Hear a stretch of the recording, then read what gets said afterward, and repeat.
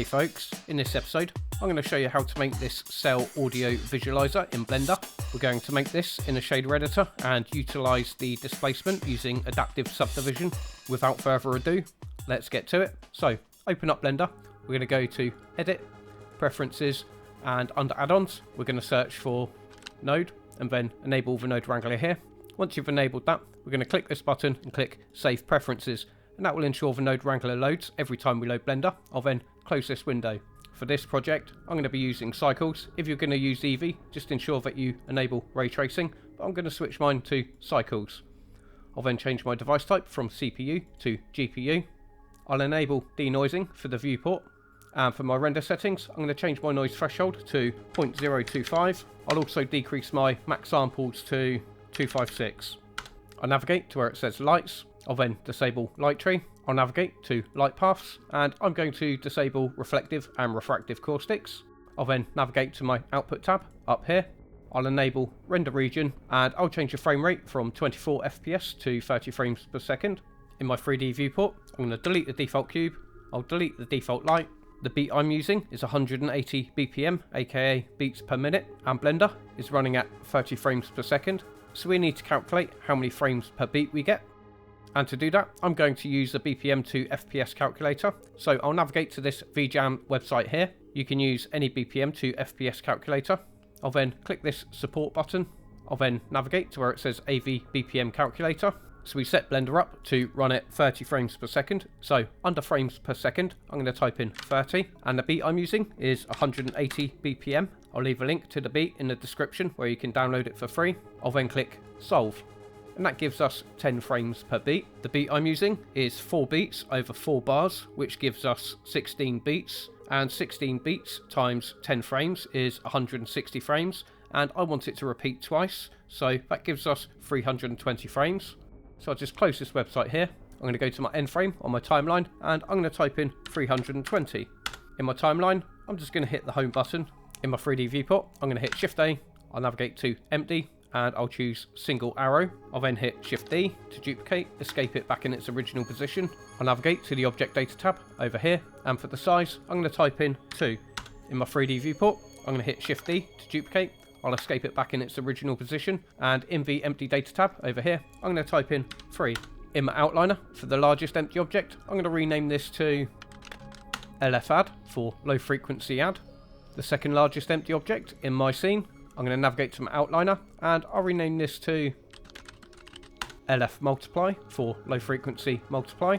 I'll then select the last empty object, and I'm going to rename this to HF multiply for high frequency multiply. I'll then navigate to the bottom left of my 3D viewport until I see a crosshair. I'm going to left click and drag up and open up a new window. I'll then change this from the 3D viewport to the shader editor. I'll then navigate to the top left of my 3D viewport until I see a crosshair. I'll left click and drag across and open up a new window.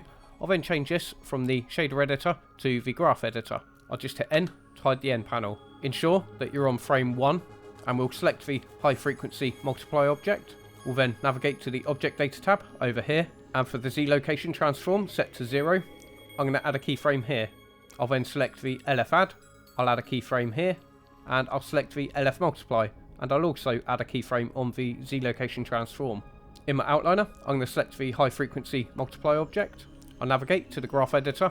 I'll expand these options here, expand the object transform, and select your Z location keyframe. We'll then go to channel, and we'll select sound to samples. Navigate to your audio track. Again, I'll leave a link to this on my Patreon where you can download it for free. And now for these settings here, we need to input the frequency range of the high frequencies. And the frequency range we're going to use for the high frequencies will be between 4 kHz and 20 kHz. So for the lowest frequency, we're going to type in 4000, and for the highest frequency, we're going to type in 20,000. I'll then click sound to samples. And as you can see, that's baked in the high frequency data, such as cymbals and hi-hats. I'll then navigate to my outliner. I'm going to select the low frequency multiply object. I'll navigate to the graph editor. I'll expand these options. I'll expand the object transform, and I'll select the Z location keyframe. I'll then go to channel, and I'll select sound to samples. Navigate and select your audio track. And for this one, we're going to be baking in the low frequency data. And with my audio frequency graph here, For the low frequencies, I'm going to be using the frequency range between 20 and 70 Hz. So in the settings to the top right here, for the lowest frequency, I'm going to type in 20, and for the highest frequency, I'm going to type in 70. I'll then click Sound to Samples. And as you can see, this is baked in all the low frequency data, such as the bass kicks. In my outliner, I'm going to select the LF Add object. I'll then navigate to my graph editor. I'll expand these options. I'll expand the object transform and select the Z location data. I'll then click Channel and I'll select Sound to Samples. Navigate and select your audio track. Blender should remember the last frequency range you selected. And for this one, because it's an add function, I'm going to enable Accumulate. I'll then select Sound to Samples. As you can see, it's baked in all the low frequency data, but for this one, every time a low frequency triggers the graph, it adds to the sample. And accumulating samples like this one is really good for driving W factors, for example, because a W factor on a noise texture is indefinite and we can add to the W factor to accumulate over time. So for now, I'll finish with the graph editor. So I'm going to take my cursor to the top left of the 3D viewport until I see a crosshair. I'll then left click, drag across, and we'll collapse that window. If I hit play now, we wouldn't hear any audio because these empty objects only store the data. To bring the audio into Blender, I'm going to hit Shift A and I'll select Speaker. I'll then navigate to the Audio Data tab over here, and where it says Sound, I'm going to click Open. Navigate and select your audio track, and then click Open Sound Mono. And now, if I was to hit play, we should be able to hear the audio and see the empty objects react to the sound. I'll just skip back to frame 1. I'll just hit numpad 7 to go into top view. I'll hit numpad period. I'll then hit Shift A. I'm going to go mesh and I'll choose plane. In my outliner, I'm going to rename the plane to Cell Fracture Audio Visualizer. In my shader editor, I'm going to click new and I'll rename the material to Cell Fracture Audio Visualizer. I'll just hit N to hide the N panel, and I'm going to increase this window so we've got a bit more room in the shader editor. I'm just going to toggle on rendered view. I'm going to navigate to my world tab over here, and I'm going to set the strength of the world to 0.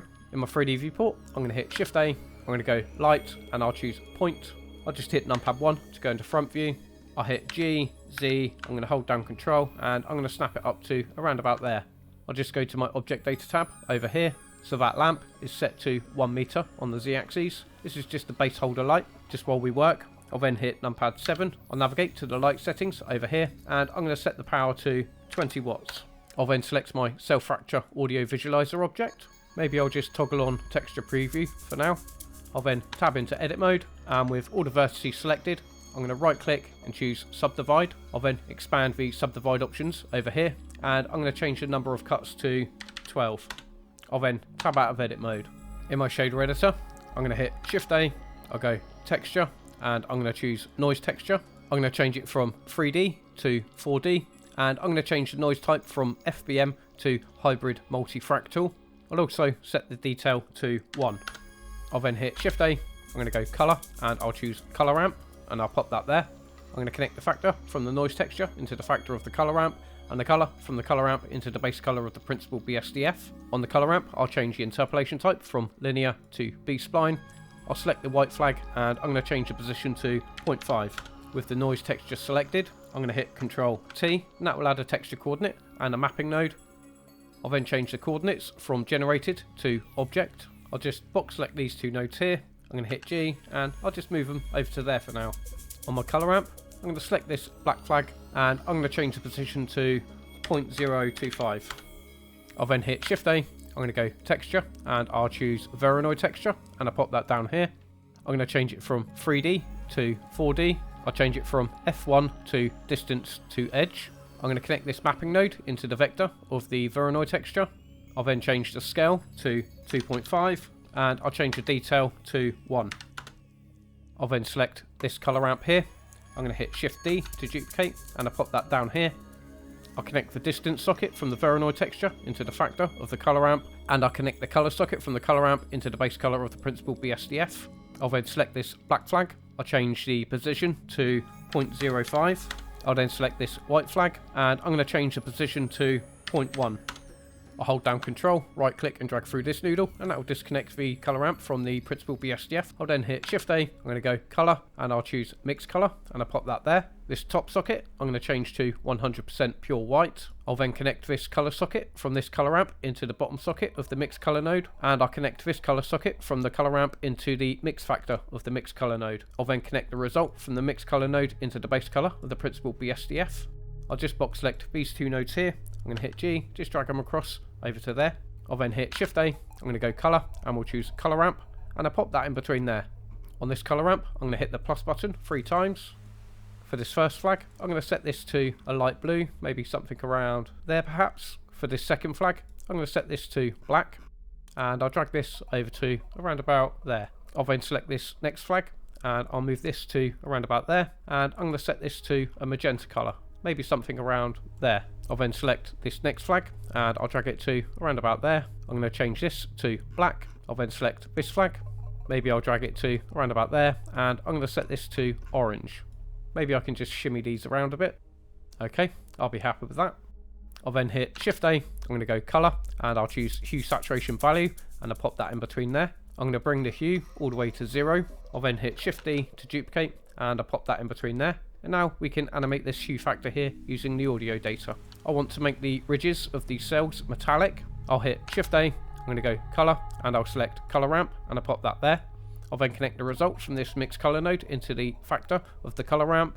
I'll then connect the color socket from the color ramp into the metallic socket of the principal BSDF. On the color ramp, I'm going to change the interpolation type from linear to constant. I'll then select the white flag, and I'm going to set this to 0.98. We can use this color ramp to drive the roughness, but we'll need to invert it. So I'm going to connect the color ramp into the roughness socket of the principal BSDF. I'll hit Shift A, I'm going to go color, and I'll choose invert color, and I'll pop that in between the color ramp and the roughness socket. I'll just pop this down here. So essentially what this has done is turn black to white and white to black, and that will mean that the ridges of these cells will be 100% shiny, and inside the cells will be 100% rough. I don't want the ridges to be 100% shiny because the reflections will look pretty rubbish. So to combat that, I'm going to hit Shift A, I'll go color, and I'll choose color ramp, and I'll pop that in between there. On this color ramp, I'm going to select the black flag, and I'll set the position to 0.4. And for this white flag, I'm going to set the position to 0.6. I'll then select the black flag, I'll click the color swatch, and I'm going to change the value to 0.5.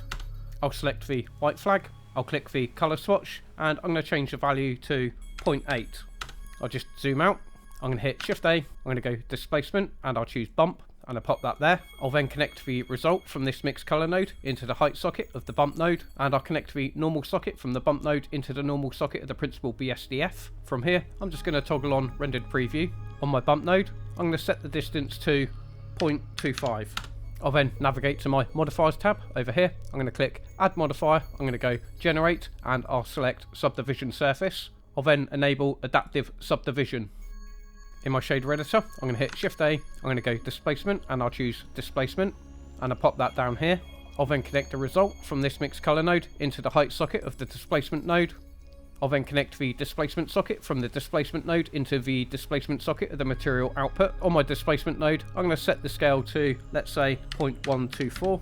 In my 3D viewport, I'm just going to orbit round, and you're not going to see any displacement happen, and that's because we haven't enabled it. So we need to tell the shader editor to treat this as displacement. To do that, we're going to navigate to the material settings over here. We're going to scroll down, and we're going to expand the settings options, and where it says surface for displacement, we're going to change it from bump only to displacement only.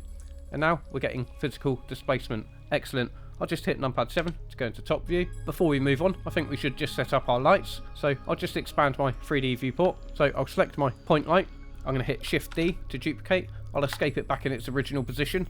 I'll then hit G, Y, I'm going to hold down Control to snap it to the grid, and I'm going to take it to around about there, just so it's in line with the top of the plane. I'll then go to my light data tab over here, and I'm going to change the colour to a light blue, and for the point light, I'll also increase the radius to 0.25 meters. In the 3D viewport, I'll hit Shift D to duplicate, I'm going to hit Y, hold down Control to snap it in increments, and I'll drag it down to there. I'll then go to my light data tab over here, and I'm going to change the colour to orange. I'll then select the original point light, which is the one in the centre, and I'm going to increase the radius to 0.5 meters. I'll then select the self-fracture audio visualizer object. I'm going to hit numpad 7, numpad period, and that should center the object to the 3D viewport. I'll then hit Control Alt numpad 0, and that will align the camera to the 3D viewport. I'll then select my camera. I'm going to navigate to the Object Data tab over here. I'm going to ensure that the X and Y location transform is set to 0. I'm going to select my Camera Data tab over here, and I'm going to change the focal length to, let's say, 70mm. I'll then navigate back to my Object Data tab over here, and I'm going to adjust the Z location transform until everything is encompassed in the view. Maybe something around there. So maybe I'm going to set my Z location to 3.4 meters. I'll then toggle on Textured Preview. I'll select the Cell Fracture Audio Visualizer object.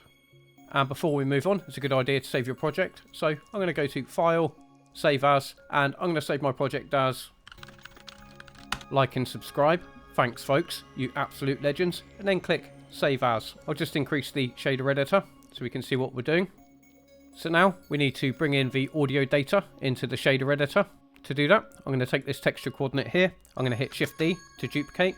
I'll then hit Shift A. I'm going to go Utilities, Vector, and we'll choose Separate XYZ, and I'll pop that there. And if you remember, for these empty objects where we baked the audio data, we baked it onto the Z location transform. And so I'll select my Cell Fractured Audio Visualizer.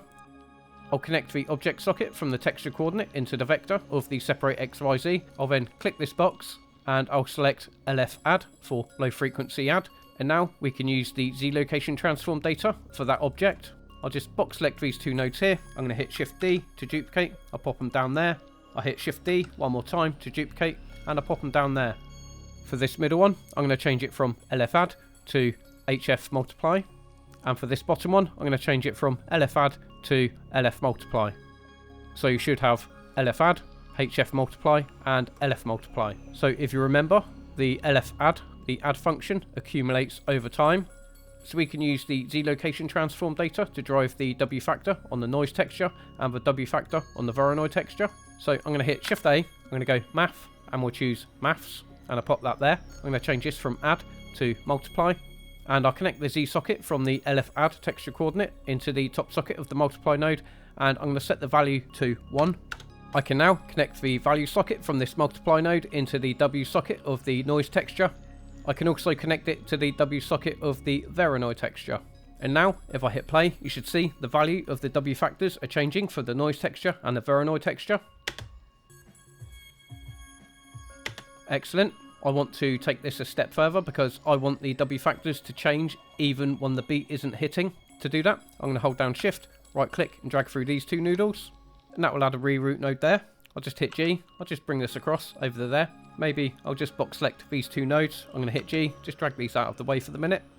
I'll then hit Shift A. I'm going to go Input, and I'll choose Value, and I'll pop that over here. I'll then hold down Control, right click and drag through this noodle, and that will disconnect the low frequency add function from the loop. I'll then connect this value socket into the reroute node, which is going into the W factors. And now, if I change the value, you can see it's manipulating the W factors. So I want to add a driver in here. So in this box, I'm going to type in hash frame divide by -250.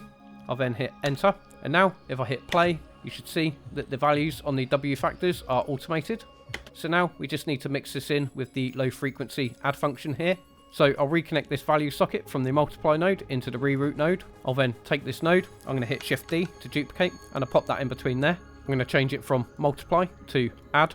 I'll then connect the value socket from the value node into the bottom socket of this add node. I'll then skip back to frame 1. And when I hit play, you should see that we're getting the benefit of this driver mixed in with the low frequency add function. So I'll just hit play. So we've got a continuous motion, but it's still jumping with the beat. Excellent. Next up, I want to take this low frequency add function and use it to drive the hue.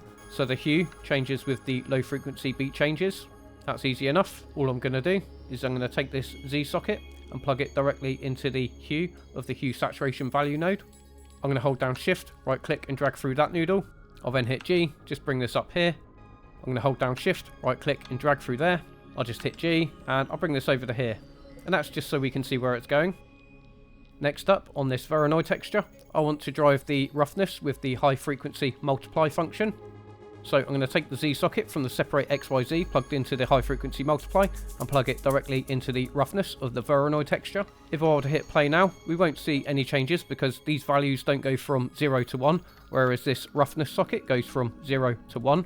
So we need to remap those values. In order to do that, I'm going to hit Shift A, I'm going to go Utilities, we'll go Math, and we'll choose Map Range, and I'll pop that in between there. So the from minimum, we're going to keep it 0. The from maximum, we're going to set to minus 0.25. The to minimum is set to 0, and to max is set to 1. Now to test to see if this works, I'm going to disconnect this low frequency add function from the loop. So I'm going to hold down Control, right click and drag through this noodle. And now that's animated the isolation for this object only, with exception to the hue changes. So from here, if I hit play, you can see exactly what the high frequency multiply is doing to the roughness of the Voronoi texture. We could increase the to max to, let's say, 1.5, for example. If I skip back to frame 1, and if I hit play, you can see that the effect is a lot more predominant. So I'm just going to set mine to 1. I want it to be subtle. I'm just going to hold down Shift, right click and drag through this noodle, and that will add a control point. I'll then hold down Control, right click and drag and disconnect that from the loop. I'll box select this reroute node. I'm going to hit G, and I'm just going to bring it up to there. I'll box select this reroute node. I'm going to hit G and bring it up to there. That's just so we know where it's going. Next, I want to animate the roughness on this noise texture using the low frequency multiply function. So to do that, I'll just go to the low frequency multiply function. I'll then take this map range node. I'm going to hit Shift D to duplicate, and I'll pop this here.